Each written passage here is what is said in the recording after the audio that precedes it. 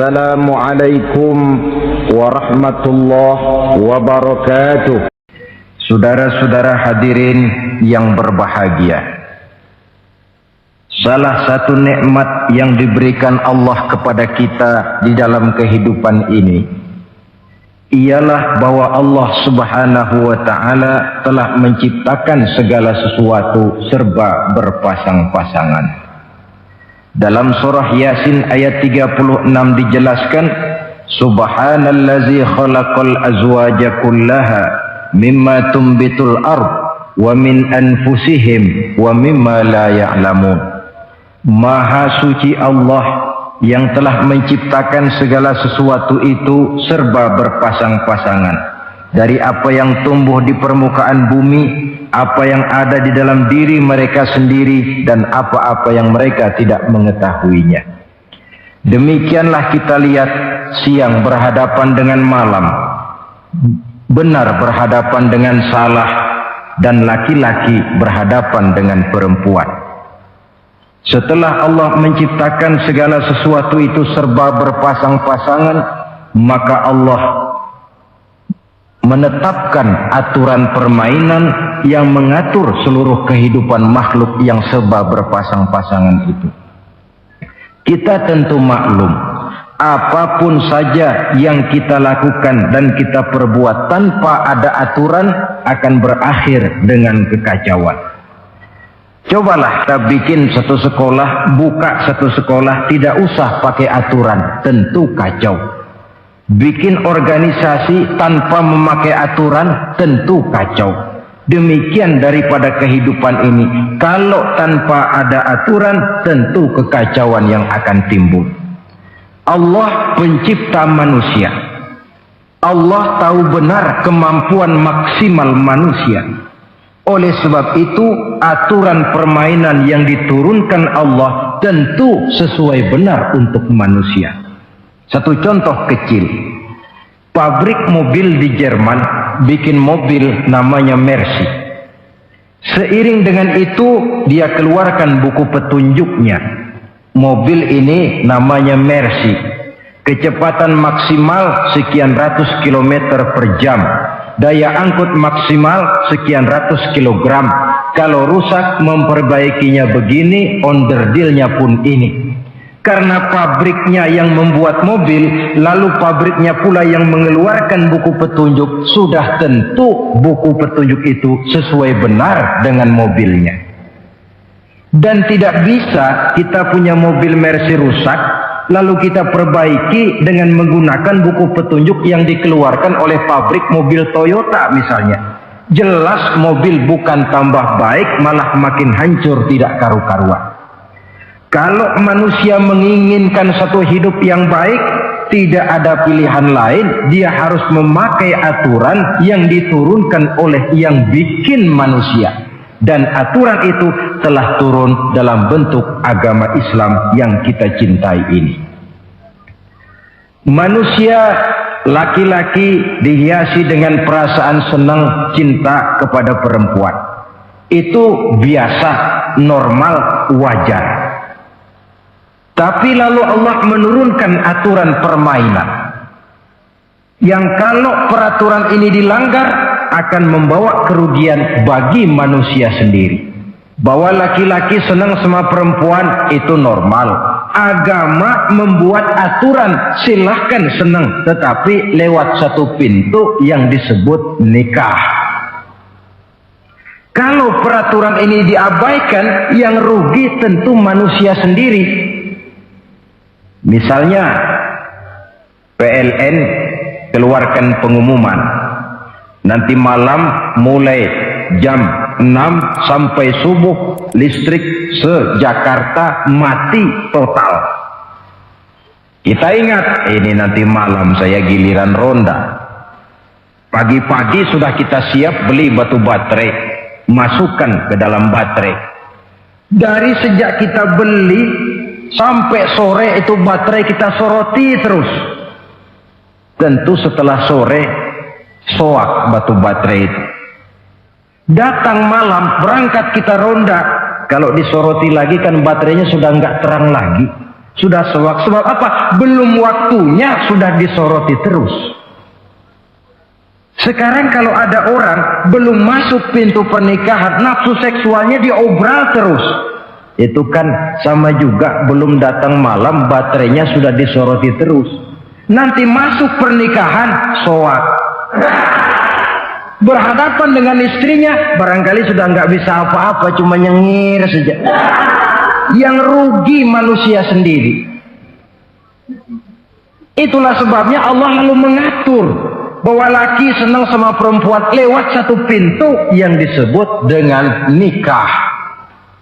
Maka pada pertemuan kali ini kita akan bicara tentang nikah dalam Islam. Saya bagi kepada 3 masalah pokok saja. Pertama, pengertian dan kedudukan nikah menurut Islam. Yang kedua, motivasi pernikahan. Karena apa orang itu seharusnya melakukan nikah. Dan yang ketiga, membina rumah tangga bahagia menurut contoh Rasulullah Sallallahu Alaihi Wasallam. Hadirin yang saya hormati, kita mulai dengan yang pertama, pengertian nikah. Dalam kehidupan sehari-hari ada 2 kata yang sering kita gunakan, kawin dan nikah. Kalimat kawin kelihatannya dipergunakan oleh semua makhluk hidup. Lain dengan nikah, ini hanya digunakan khusus untuk manusia muslim. Makanya kita sering dengar orang bilang, kucing kawin, ayam kawin, kambing kawin, dan belum pernah kita dengar ada ayam nikah atau kucing nikah. Sebab apa? Nikah ini cuma dipakai oleh makhluk bernama manusia yang muslim. Apa pengertian nikah?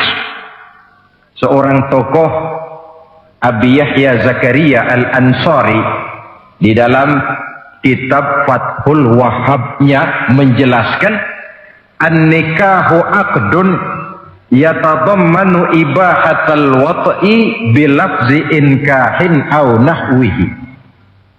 Nikah adalah akad, yaitu ijab dan qabul, yang akad ini menjamin dibolehkannya pergaulan bebas antara laki-laki dan perempuan. Jadi kalau sementara anak muda kita beranggapan bagaimana Islam ini kolot, masa laki-laki tidak boleh bergaul dengan perempuan, itu anggapan salah.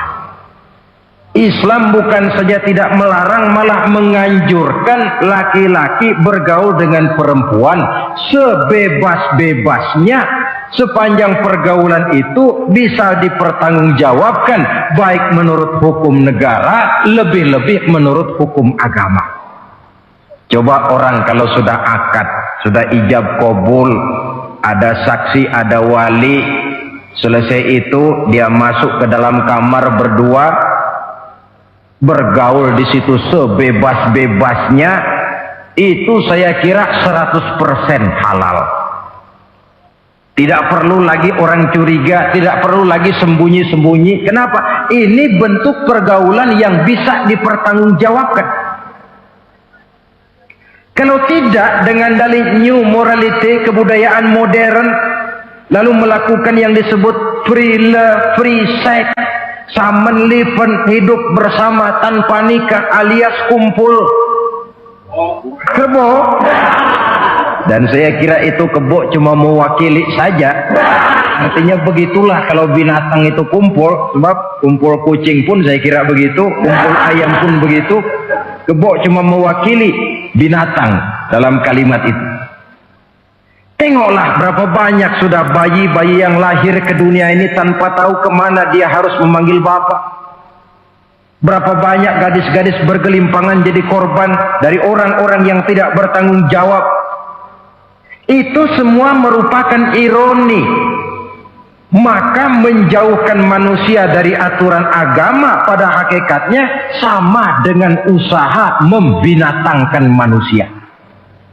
Bahkan kalau manusia sudah jauh dari aturan agama, sanggup berbuat lebih buas daripada binatang.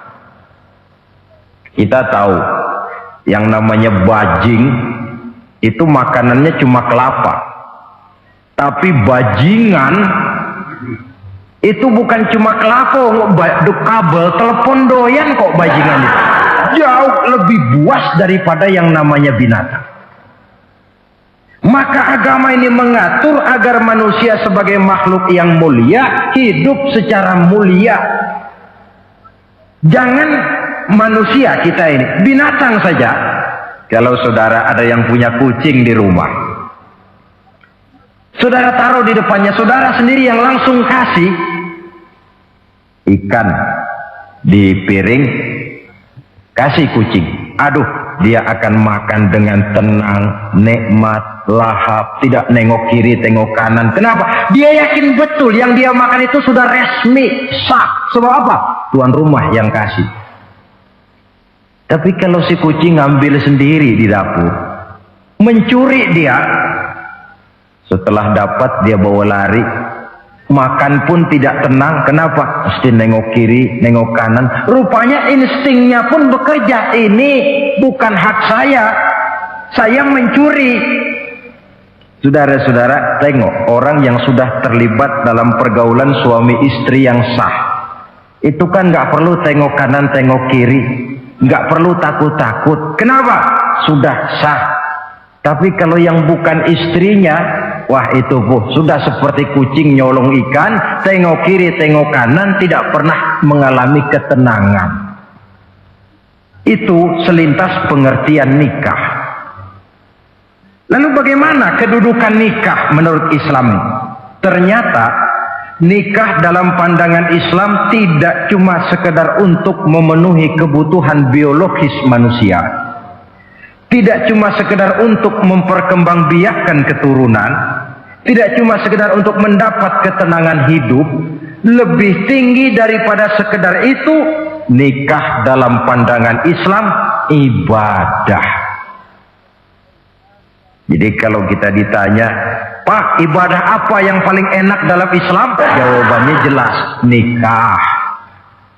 Begitu enaknya ibadah yang namanya nikah ini, sampai yang sudah pernah pun pengen ulangan. Namanya ibadah.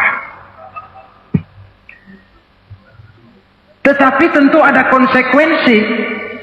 Oleh karena nikah ibadah, dan semua ibadah dalam Islam tidak boleh dikerjakan setengah hati atau main-main. Sholat ibadah, tidak boleh main-main atau setengah hati atau coba-coba. Puasa ibadah, tidak boleh main-main, setengah hati atau coba-coba.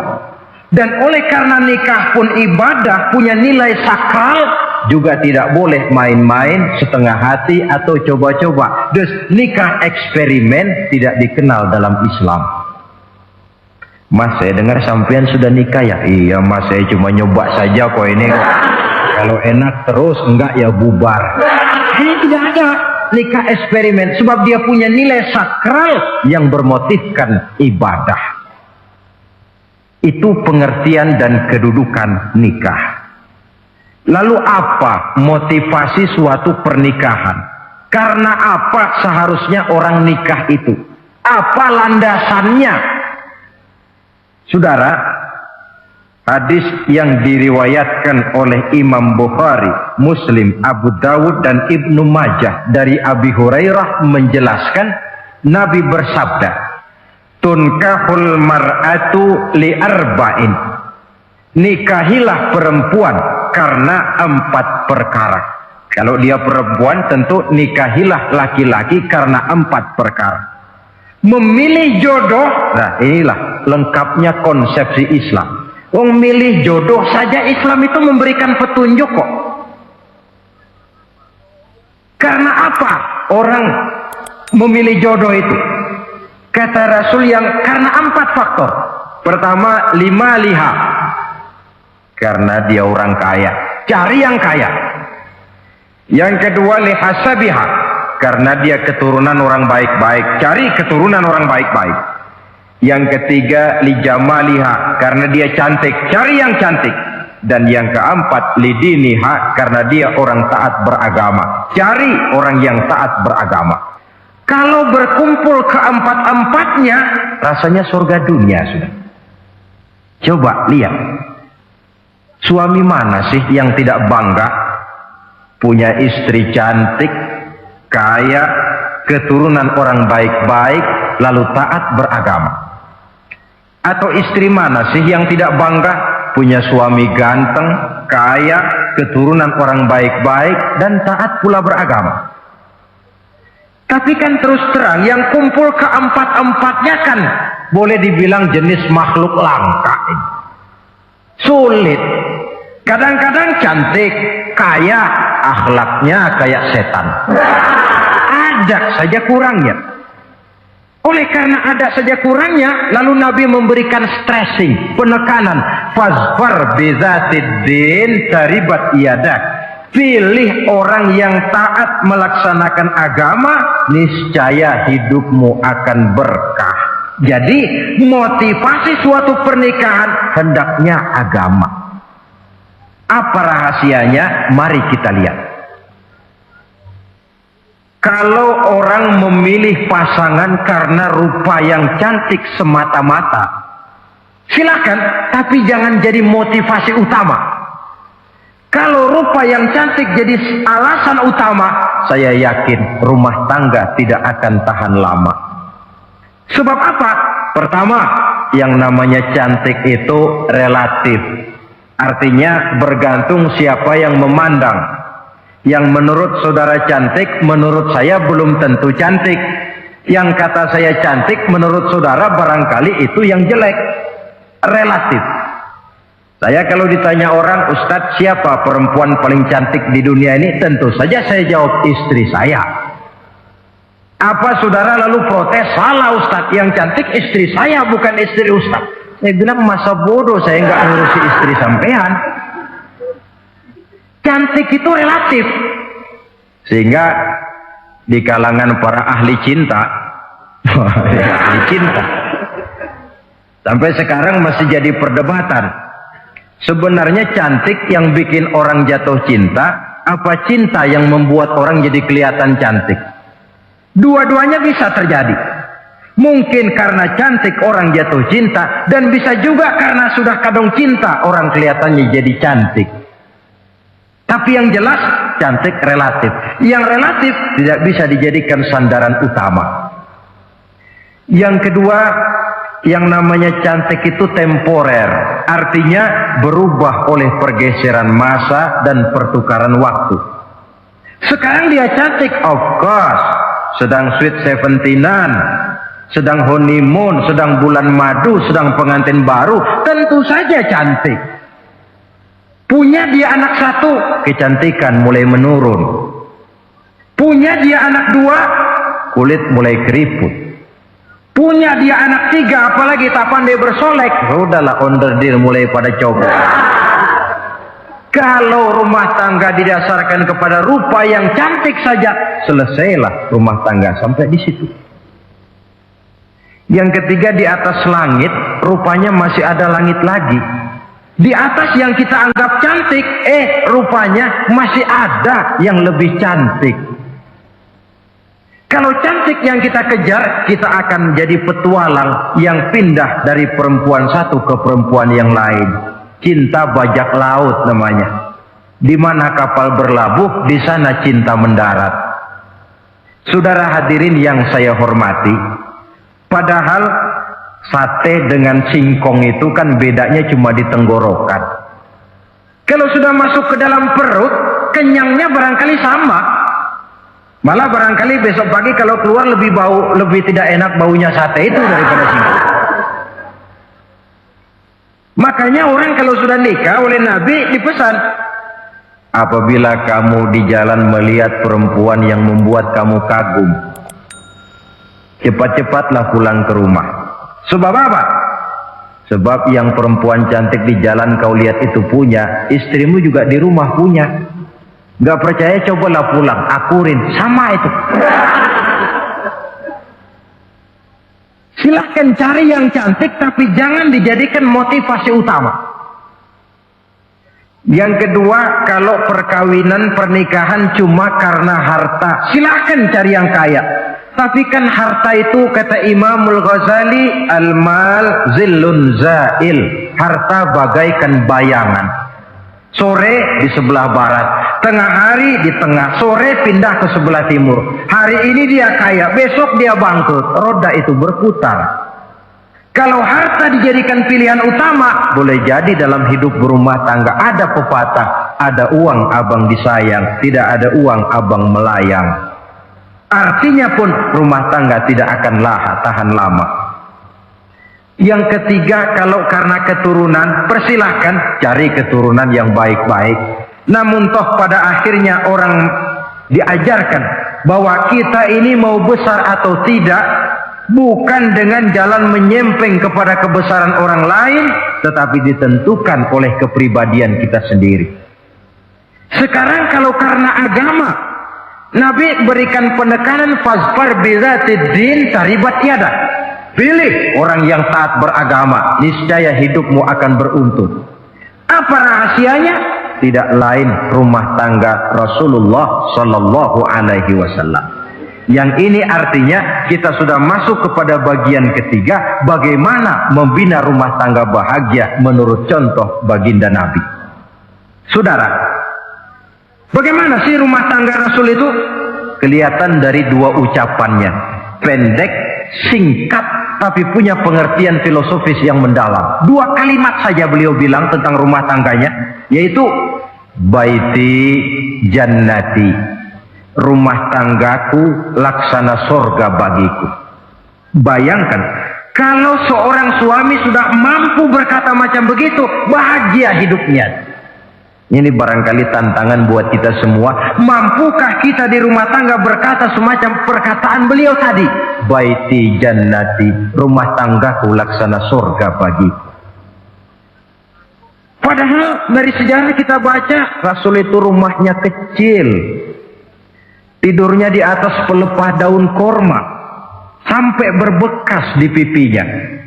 Sarapan paginya seteguk zam-zam, sepotong roti, kadang-kadang 3 butir korma. Tempat tidurnya bukan alga spring bed atau Dunlopillow macam kita punya.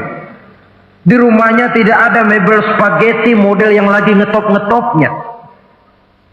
Entoh di tengah rumah macam itu, beliau sanggup berkata, baiti jannati. Kenapa kita yang hidup di zaman di mana fasilitas mestinya lebih menunjang, kok malah banyak yang berkata sebaliknya? Baiti nari, rumah tanggaku laksana neraka bagiku. Padahal dilihat dari segi materi, rumahnya bertingkat, mobilnya serba berkilat, uangnya banyak berlipat-lipat, istri pun cantik memikat. Kadangkala boleh jadi jumlahnya 4.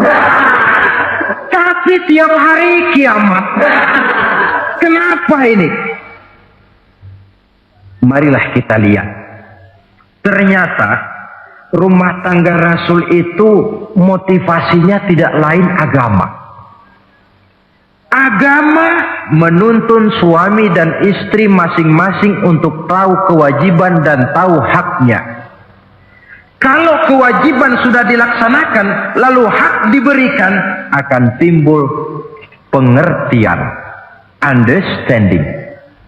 Kalau sudah ada saling pengertian, akan timbul ketenangan, feeling of security. Dan ketenangan tangga utama untuk mencapai yang disebut bahagia. Itu sebabnya hakikatnya membicarakan rumah tangga yang berdasarkan agama tidak lain adalah bagaimana seharusnya seorang suami melaksanakan kewajibannya dan seorang istri melaksanakan tugasnya. Artinya kewajiban suami itu apa? Kewajiban istri itu apa? Kewajiban istri hak suami, kewajiban suami hak untuk istrinya menurut tuntunan dan tuntutan agama. Saudara hadirin, menurut hadis riwayat Abu Dawud dari Muawiyah bin Haidah, satu hari Rasul ditanya, ya Rasul, apa sih hak istri-istri kami ini? Artinya kewajiban kami sebagai suami ini apa? Rasul menjawab, Pertama, anta ta'amaha iza ta'imta. Kau beri istrimu makan sebagaimana engkau makan. Kewajiban seorang suami.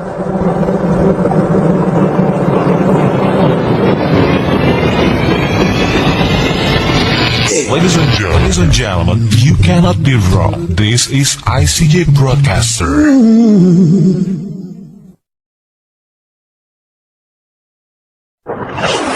Ladies and gentlemen, this is the Integral CJ's Management presents. Nah, saudara hadirin,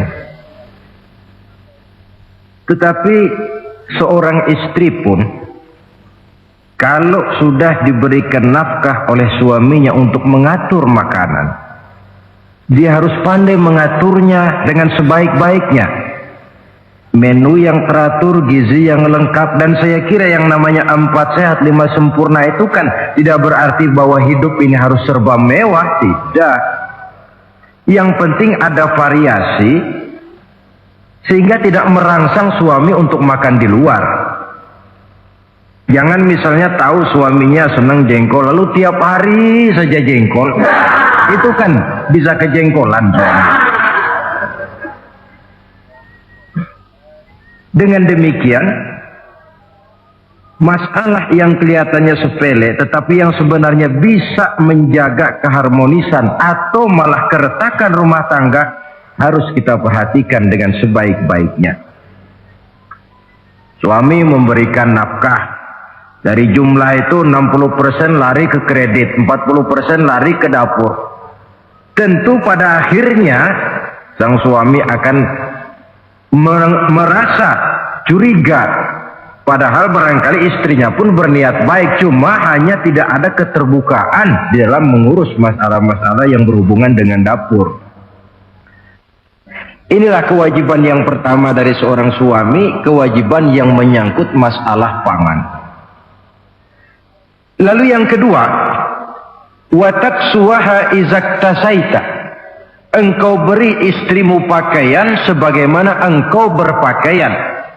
Suami yang adil, pakaian yang dia pakai sama harganya dengan yang dibelikan untuk istrinya, kecuali tentu kalau istrinya ridho. Zalim seorang suami jikalau untuk dia misalnya dia beli pakaian yang mahal-mahal, jasnya dia pakai Switzerland wool, sarungnya Samarinda. Kalau dia pakai sepatu, belilah sepatunya. Sementara istrinya cuma pakai kain belacu saja. Kenapa mesti begitu? Sebab, saudara hadirin, istri kita sebenarnya adalah bagian daripada hidup kita. Baik dia dilihat orang, baik juga kita disebut orang. Jelek dia dipandang orang, tentu jelek juga nama kita disebut orang. Apalagi hidup bermasyarakat, kadang-kadang mulut usil itu kan sudah banyak macam ragamnya. Itu siapa sih perempuan yang jalan? Kenapa? Itu pakaian yang tidak dipakai sih tidak mahal, cuma pakaiannya serasi, pantas, enak dilihat. Oh, terang saja dia kan istrinya si Miun. Nah, Miun yang sedang tidur barangkali tidak tahu apa-apa mendapat sebutan baik. Cobalah kalau istri kita semaunya saja, orang akan bilang, ah itu perempuan, kenapa? Saya gerah ngelihatnya. Mau ke pasar cuma pakai kutang saja. Tentu suami pun akan mendapat sebutan yang tidak baik. Cuma sang istri kalau sudah dibelikan pakaian oleh suami, termasuk alat-alat kecantikan di dalamnya, pakaian itu tentu dipakai, niat pertama adalah untuk menyenangkan hati suami. Seorang istri yang memakai bedak untuk menyenangkan suami, misalnya tiap polesan bedak ada pahalanya. Dia pakai lipstik untuk menyenangkan hati suaminya, tiap goresan lipstik ada pahalanya, bernilai ibadah. Ini kewajiban yang kedua. Yang ketiga, wala tadribil wajha. Kalau marah, jangan memukul muka. Maksudnya apa ini? Kewajiban memberikan perlindungan. Sehingga si istri merasa ada tempat dia mengadu. Ada tempat dia melarikan persoalan. Ada tempat dia bergantung. Kalau marah jangan memukul muka, dan memukul itu pun upaya terakhir. Kalau tidak bisa dengan kata yang lemah lembut, agak sedikit keras katanya. Kalau dengan kata yang keras tidak juga bisa, pisah tempat tidur. Kalau memang tidak bisa juga dengan pukulan yang tujuannya bukan untuk menyakiti, tetapi untuk mendidik. Allah tadribal wajha. Kalau marah jangan memukul muka, dan memukul pun bukan jalan pertama, tapi upaya terakhir dengan tujuan bukan untuk menyakiti, tapi untuk mendidik sang istri. Kewajiban untuk memberikan perlindungan. Yang keempat, wala tuqabbih. Jangan memburuk-burukan istrinya. Kewajiban menjaga nama baik. Sebab apa? Dalam satu bahasa yang indah, Al-Quran menjelaskan bahwa suami istri itu laksana pakaian. Hunna libasul lakum wa antum libasun lahunna. Istri pakaian untuk suami, suami pakaian untuk istri. Lihatlah alangkah indah gaya bahasa Al-Quran ini. Diibaratkannya suami istri seperti pakaian. Apa fungsi pakaian? Pertama, pakaian itu kan jadi kebanggaan. Saya bangga memakai baju seperti ini, saudara bangga memakai baju yang saudara pakai. Artinya seorang suami harus berusaha menjadi suami kebanggaan istri, dan seorang istri pun harus berusaha menjadi istri yang dibanggakan oleh suaminya. Jangan yang malah kemudian disesali. Itu kan kalau sudah marah orang kadang-kadang ucapannya nggak terkontrol. Istri marah sama suami, bang nyesel gue punya laki kemarin. Sudah hilang lagi kebanggaan. Kalau kebanggaan hilang, wibawa pun hilang. Kalau wibawa sudah hilang, maka rumah tangga sudah sulit untuk dipertahankan. Yang kedua, yang namanya pakaian itu kan menutup aurat. Itu tujuan pakaian yang terpenting.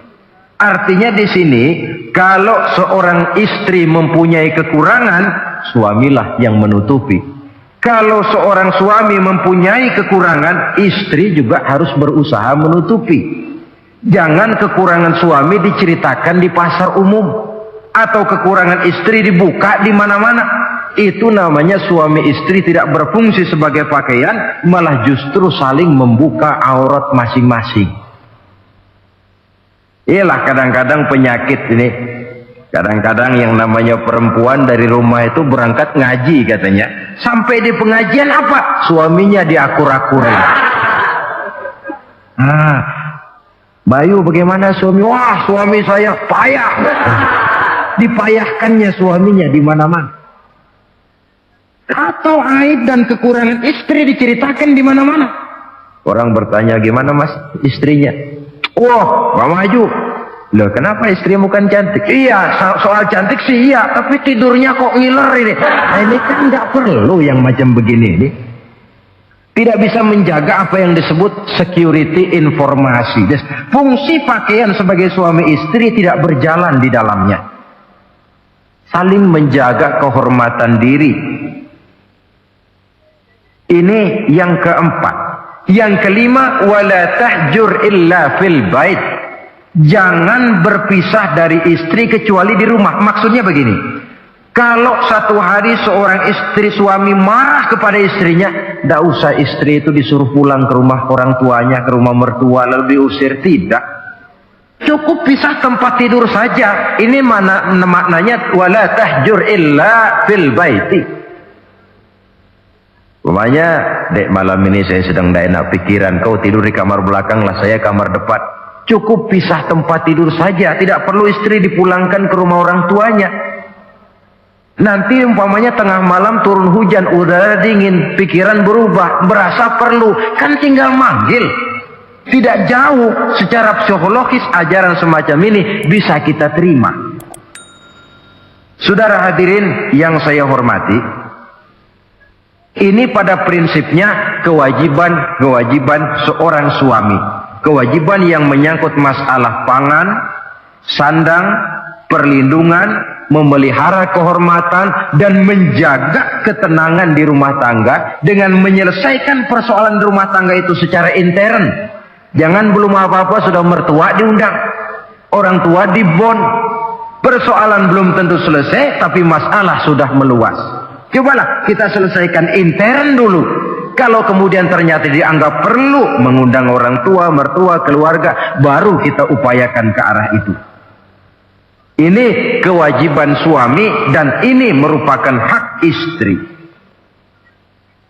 Lalu bagaimana kewajiban istri sekarang ini? Istri kewajibannya merupakan hak untuk suami. Saudara, dari hadis yang diriwayatkan Imam Ibnu Majah dari Ali bin Yazid dari Abi Umamah, Nabi bersabda, "Mastafadal mu'minu ba'da taqwallahi azza wa jalla khairan lahu min zaujatin salihah." Bagi seorang mukmin, sesudah dia mempunyai sifat takwa kepada Allah, tidak ada yang lebih membawa manfaat selain daripada istri yang solehah. Istri solehah itu yang bagaimana? Yang hidup mampu melaksanakan kewajibannya. Apa kewajibannya? Kata Nabi, pertama, in amaroha atau athu. Kalau diperintah, dia taat.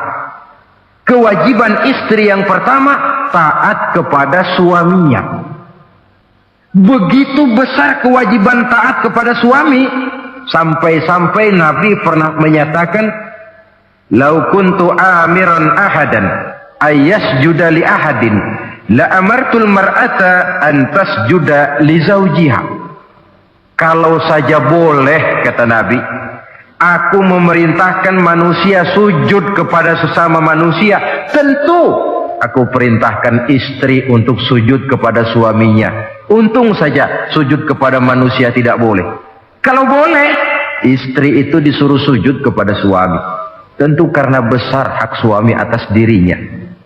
Yang kedua, ibadah sunnah tidak mendapat izin suami juga bukan saja tidak berpahala, malah berdosa. Umpamanya, pengantin baru, si istri kebetulan santri, malam minggu pesta, besoknya hari Senin. Si istri sudah kadang biasa hidup sebagai santri, hari Senin puasa sunnah. Dia bilang sama suaminya, "Bang, besok saya mau puasa sunnah nih, hari Senin." Kata suaminya, "Kalau kau puasa juga kau kejam. Lalu kau puasa, aku disuruh ngapain?" Tidak diizinkan oleh suami, dia puasa juga. Bukan saja tidak mendapat pahala, malah berdosa. Sampai amalan yang sunnah pun tidak diizinkan oleh suami, berdosa. Apalagi amalan yang mubah, apalagi amalan yang tidak ada dasar hukumnya, perintahnya. Sepanjang perintah suami tidak untuk maksiat kepada Allah, istri wajib untuk taat. Dalam hadis lain kita temukan Nabi bersabda, "Idza da'a ar-rajulu imra'atahu ila firashihi." Kalau seorang suami memanggil istrinya ke tempat tidur. Ini bahasa kinayah. Manggil ke tempat tidur kan tentu nggak perlu penjelasan. Masa mau nyambal di tempat tidur kan? Fa'abat. Si istri tidak mau. Lantaran istri tidak mau, suami jengkel, fabata ghadbana 'alaiha. Sampai dalam jengkelnya tidur. La'anat hal malaikatu hatta tusbiha. Istri macam itu dilaknat, dikutuk oleh malaikat sampai datang waktu pagi. Kewajiban untuk taat. Namun sebaliknya, seorang suami pun jangan mentang-mentang istri wajib taat lalu overacting. Segalanya main tunjuk, segalanya main komando, segalanya main perintah. Sebab contoh yang diberikan oleh Rasul tidak begitu. Rasul kita baca dalam sejarah menjahit bajunya sendiri, memperbaiki kasutnya sendiri. Artinya yang bisa ya dikerjakan tanpa harus menggantungkan semuanya kepada sang istri. Kewajiban untuk taat.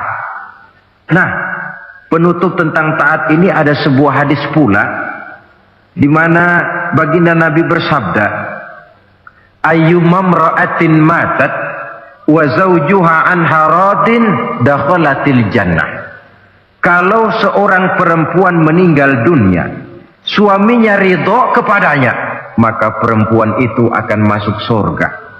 Artinya, kalau seorang istri meninggal, ya dia tukang ngaji, ya tukang sholat, ya suka puasa, ya gemar sedekah, tapi meninggal suaminya tidak ridho, pintu surga belum dibukakan sampai suaminya ridho kepadanya. Ini menggambarkan tentang besarnya kewajiban taat seorang istri kepada suaminya. Ini kewajiban pertama. Lalu kewajiban yang kedua, kata Nabi, wa in nazara ilaiha sarrathu. Kalau dipandang oleh suaminya, dia pandai menggembirakan, menyenangkan hati suaminya. Menjadi istri yang pandai menyenangkan hati suami. Siapa contohnya? Kita lihat misalnya istri Nabi, diantaranya Sayyidatuna Khadijah radhiyallahu anha. Ketika Nabi pertama kali menerima wahyu berhadapan dengan malaikat Jibril, beliau kembali ke rumah dengan tubuh gemetar. Setibanya di rumah beliau berkata, "Zammiluni ya Khadijah." Khadijah, selimuti saya. Kenapa bang? Barusan datang malaikat Jibril, dia katakan begini-begini, saya khawatir Khadijah. Khadijah tahu suaminya sedang gelisah.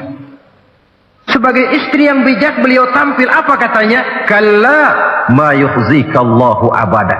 Tidak apa-apa bang, jangan khawatir, Allah tidak akan menyusahkan abang buat selamanya. Ini istri yang pandai menyenangkan hati suami. Suami pulang dagang dari pasar, rugi. Istri tampil. Itulah bang, romantikanya dagang. Masa selamanya saja untung sekali-sekali lah, rugi. Si suami kan tidak terlalu pusing kepalanya. Jangan sudah di pasar rugi, sampai rumah istri pidato, peletar-peletor macam petasan. Dasar suami goblok, dagang saja rugi. Sudahlah di pasar rugi, sampai ke rumah digoblok-goblokin. Itu nanti suami kan bisa kena penyakit yang disebut broken home. Penyakit nggak betah di rumah. Seorang istri kalau suami sudah kena penyakit tidak betah di rumah, itu mesti siap-siap mental untuk dimadu. Nah, jadi kalau tidak dimadu bagaimana? Berusaha bikin betah suami di rumah. Suami pulang kantor jam 2, setengah 2 dandan, kalau perlu setel habis. Kalau perlu kelihatan suami akan datang, bukakan pintu, sambut dengan senyum. Apalagi kalau senyumnya Pepsodent. Saya kira suami bagaimanapun lelahnya, peras keringat, banting tulang, pulang mencari nafkah, kalau kembali di rumah disambut dengan senyum, hilang capeknya. Tapi bayangkan, sudahlah di kantor capek, peras keringat, banting tulang, sampai pula di rumah yang nyambut cuka sama kukusan. Udah asem, monyong. Suami mana yang kerasan tinggal di rumah? Menjadi istri yang pandai menggembirakan, menyenangkan hati suaminya.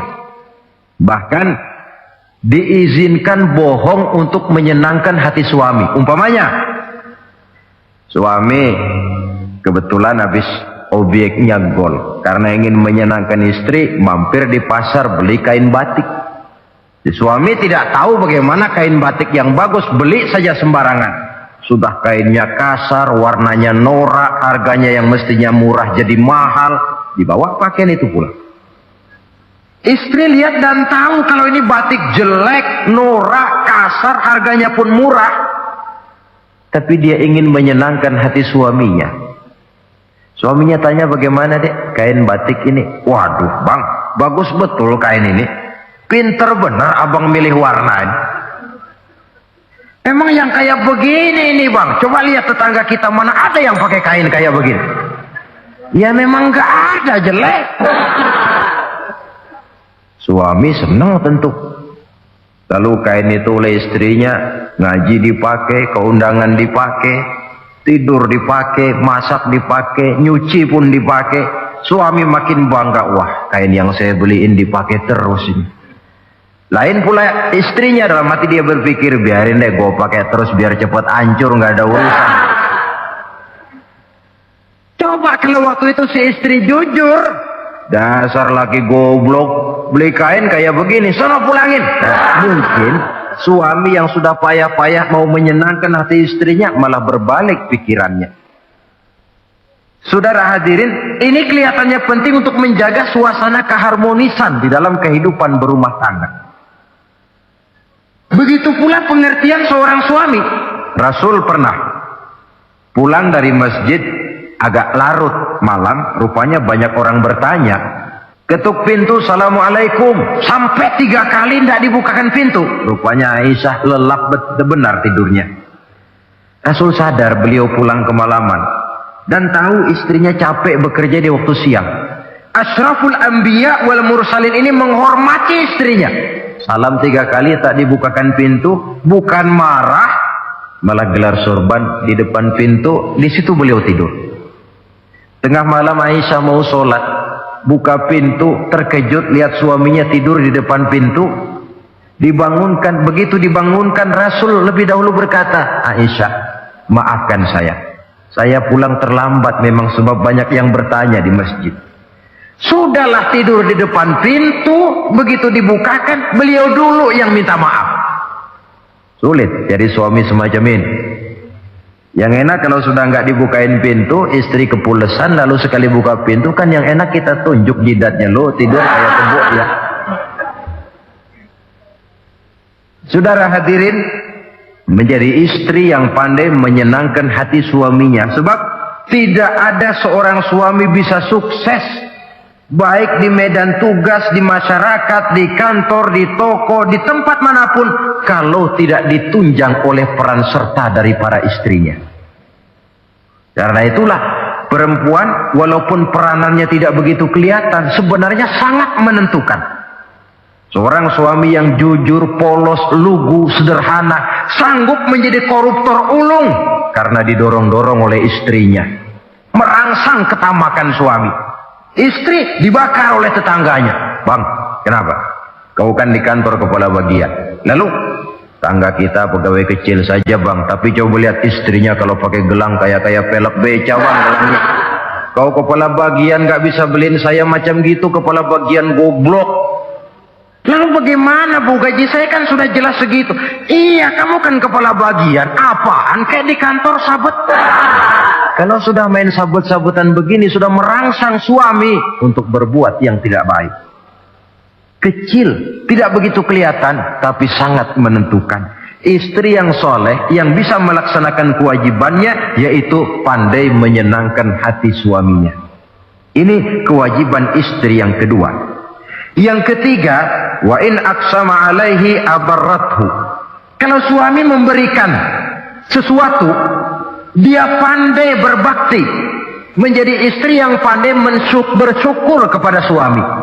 Kita ingat ketika pulang Mi'raj kan Rasul bercerita, saya dalam perjalanan itu diperlihatkan neraka, kata Rasul. Saya lihat kok isinya kok lebih banyak perempuan daripada laki-laki. Nah, sahabat heran, ya Rasul, lebih banyak perempuan? Iya. Apa mereka tidak sholat? Sholat. Apa mereka tidak pernah hadir di majelis taklim? Oh, rajinan dia sama suaminya. Ada apa tidak pernah baca Quran? Rajin. Lalu kenapa kok isinya kebagian besar perempuan? Rasul menjawab, hunna yakfurnal asir. Mereka umumnya tidak pandai bersyukur kepada suaminya. Hujan panas setahun dibalas dengan hujan sehari. Kalau suaminya sedikit salah, sudah kehilangan pertimbangan, tertutup seluruh kebaikannya, yang kelihatan cuma salahnya saja. Maka sebaiknya di dalam hidup berumah tangga, baik suami maupun istri itu masing-masing sedia timbangan. Kalau satu saat suami salah, istri ambil timbangan. Timbang, suami saya salahnya ini, jasanya ini. Bertahun-tahun dia hidup mencari nafkah buat saya, membelikan pakaian untuk saya, mencarikan makan untuk saya. Salahnya ini. Timbang, mana lebih banyak salahnya atau benarnya? Dengan demikian kita akan bisa menghasilkan keputusan objektif. Giliran istri yang salah, suami yang ambil timbangan, ukur mana lebih banyak, baiknya atau salahnya. Kalau tiap kita masing-masing punya timbangan, insya Allah nilai-nilai objektif dari suatu pertimbangan akan bisa kita temukan dalam mengambil keputusan. Istri yang pandai berbakti membalas budi daripada suaminya. Kewajiban yang keempat dari seorang istri, wa in ghaba anhu nasahathu fi nafsiha wa malihi. Kalau suami tidak ada di rumah, dia pandai menjaga kehormatan dirinya dan pandai menjaga harta suaminya. Tidak mencari kesempatan dalam kesempitan. Suami lembur, istri ngompreng. Dan pandai menjaga harta suaminya. Nah, coba lihat. Kalau seorang suami ada uang di kantongnya 100 rupiah. Ada tukang minta pengemis, istri ambilkan saja tanpa izin suaminya uang di kantong suami 100. Dia sedekahkan. Niatnya tentu baik. Si istri dapat dosa, si suami dapat pahala. Perbuatan sodakohnya itu betul, tapi mengambil uang tanpa izin suami itu yang salah. Dan ternyata salah itu lebih besar daripada pahala yang dia lakukan lantaran bersodakoh itu. Kalau ini terwujud, maka suasana saling mempercayai akan tumbuh. Kalau sudah saling mempercayai, rasanya akan terwujud kedamaian dan ketenangan. Suami meninggalkan rumah dengan perasaan tenang, istri pun melepas suami dengan perasaan damai, tanpa was-was, tanpa curiga, dan sebagainya. Dan ini modal yang paling utama, mewujudkan saling kepercayaan dalam membina hidup bahagia. Saudara, jadi dengan demikian, kewajiban suami dan kewajiban istri yang merupakan bagian tidak terpisahkan dari bagaimana membina rumah tangga berdasarkan tuntunan agama, merupakan hal yang dicontohkan oleh Nabi kita Muhammad sallallahu alaihi wasallam. Dengan satu kesimpulan, rumah tangga Nabi bahagia karena rumah tangga itu disinari oleh ajaran-ajaran agama. Sehingga timbul saling pengertian membawa kepada ketenangan, dan ketenangan sesungguhnya tangga utama mencapai rumah tangga bahagia. Tanpa materi orang memang sulit untuk bahagia, tapi materi semata-mata bukan merupakan jaminan bahwa orang akan hidup bahagia.